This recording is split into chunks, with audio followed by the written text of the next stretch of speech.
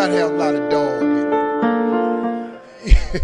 You really do, man, if you want to be successful, because it's going to be a lot of trying times. So you have to have a tremendous work ethic. But you got to have faith. Faith without works is dead. You hear it all the time. You go to church and you learn all these scriptures, but then you don't apply none of them to your life. You're looking at a man who has made the simple application of 3 or 4 scriptures and maxed them out to get here. I maxed out 3, 4 scriptures to get here. I kid you not. I'll share them with you if you want to hear about them, but I maxed out 3, 4 scriptures to get here. I'd love to tell you I'm the funniest person ever lived, but I ain't. Richard Pryor got that. I'd love to tell you I'm the greatest entertainer, but I ain't. Michael Jackson was that. I got all that, but they gone. So I probably am. But listen, man, but I got to tell you something. If you could get a couple of things from me, if you could gather this piece of information. Albert Einstein said once, he said, imagination is everything. It's the preview to life's coming attractions. Now, I want you to get this now. Imagination is everything. It's the preview to life's coming attractions. Because if you think about it, everything you have, everything we have in this world, somebody imagined it. It's your imagination is tremendous. Somebody was sitting on the phone one day talking with a cord to the wall and said, man, I wish I could just go outside with this phone. Everybody in here got a cell phone. Somebody imagined that. Somebody got tired of riding in a wagon cross country from slavery to freedom. Somebody said, I wish we had something that made these wheels move by themselves. We drive cars. People got tired of driving from New York to LA. Somebody said, I wish we could fly. We got airplanes. Imagination is everything. It's the preview to life's coming attractions. Your real life, the one God really got for you, is in your imagination. It is not in your current situation or your current paycheck. And if you've been living like that, you have then restricted yourself to a commonality that is really not yours. Because what really God got for you is really in your imagination. Now, since there's a lot of church folk in here, let me tie that to a scripture, because this is when you really start affecting black folk. See, y'all don't really believe nothing till you tie it to some type of church thing. So let's just go on and do that. And once again, before I start this, I am not a pastor or a preacher. So there is a scripture that Albert Einstein took this quote from. It's like the book The Secret. The Secret is one of the top-selling motivational books ever. But if you read the book The Secret, it's all biblical. Everything comes from the Bible. You really don't need self-help books. You don't need the magic of thinking big, the power of positive thinking, how to win friends and influence people, Think and Grow Rich, the Winner's Circle. I've read them all. All of that information is in Proverbs, all of it. But let me give you this scripture. You've all heard this, right? Faith is the substance of things hoped for and the evidence of things not seen.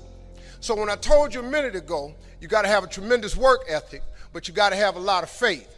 I talk to so many people who get older, like some of us are, and they've lost the faith. Well, faith is really simple. Faith is the substance of things hoped for. All that means is in the beginning, you just hope something pop off. You know, you just kind of hope something happened for you. I was hoping I would get on TV. I wrote it on a piece of paper when I was 10. I want to be on TV. The problem I had when I wrote it at 10 was I suffered from a severe stuttering problem. I could not talk outside of my house. So can you imagine when I wrote on a piece of paper, I want to be on TV, and turned that in? The first thing the little boy next to me asked me, he 10, well, how long is your TV show going to be? Because you're going to be on TV all day. But when I wrote it on the paper, it wasn't factual. It was just hoping. You just got to start with the hope. Faith is the substance of things that you hope for. You just hope something jump. Then what happened is, through grace and favor, he give you a couple of them things you hope for, and then you're supposed to start believing then. Because now it turns into faith. But if you take this scripture, faith is the substance of things hoped for and the evidence of things not seen. What is the evidence of things not seen? I just told it to you. Albert Einstein said, imagination is everything. It's the preview to life's coming attraction. But guess what? Your imagination really is. It's the evidence of things not seen. Because your imagination, you know why it's the evidence of things not seen? Because you're the only one can see it. Your imagination is actually God showing you a preview of a coming attraction that he has for you. The moment you don't believe in your imagination, you negate what he got for you. Your imagination is the preview to life's coming attraction. It is the evidence of things not seen, because can't nobody see it with you. Your problem is you keep telling your imagination to the wrong people. See, if you want to kill a big dream, tell it to a small-minded person. It's dead. How many times, man, have you had a tremendous idea, something you thought was the one, and you went and told it to your loved ones and your so-called friends, and they shot it down? I mean, you was convinced that it was just, oh man, I just came to you. And you told it to them and they shot it down. And you thought since they was your loved ones and their friends and they got your best interests at heart, you believed them. You was wrong. You let them talk you out of what God got for you. Some of y'all still sitting here with the ambition of opening a business one day, but you scared to go start the business because you got a job and you got bills. Rich people got bills. Everybody got bills. Hell, I got bills. Everybody owes somebody something. I got something with the bank right now.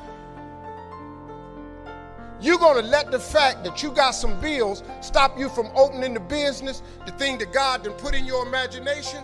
So you're going to squash that because you got bills. Everybody got bills. Your real life is in your imagination. Can you grab what I'm telling you? So I don't know what you thought I was going to say to you.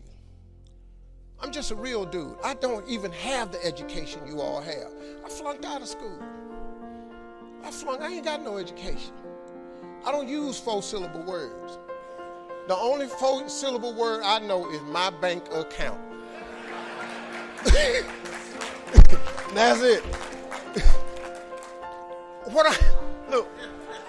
What I'm sharing with you is stuff that everybody can apply today. If you're sitting in here thinking that you're too old to listen to what Steve, hell, I'm 60. I'm 60 years old. I know.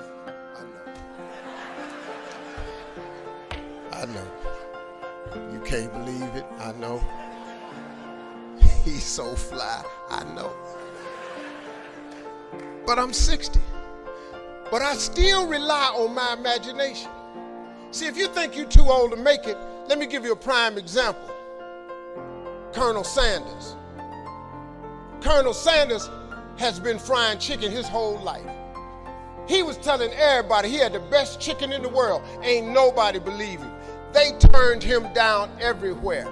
Colonel Sanders didn't get a franchise till he was in his 60s. Kentucky Fried Chicken sell more chicken than anybody in the world today. So if you're sitting there thinking because you got a little gray on you, you too late, as long as God waking you up in the morning, that's the sign that he ain't through with you. So what you tripping for? You sitting up in here like God can't do nothing for you because you 60. Man, you know what I'm asking God for right now? And I'm 60. If you could see my vision board, you would be blown away. Because I got enough right now. I really know. But I ain't in the need business. I'm in the want business. Ain't nothing wrong with wanting something. Quit going down to these churches y'all sitting up in here going down to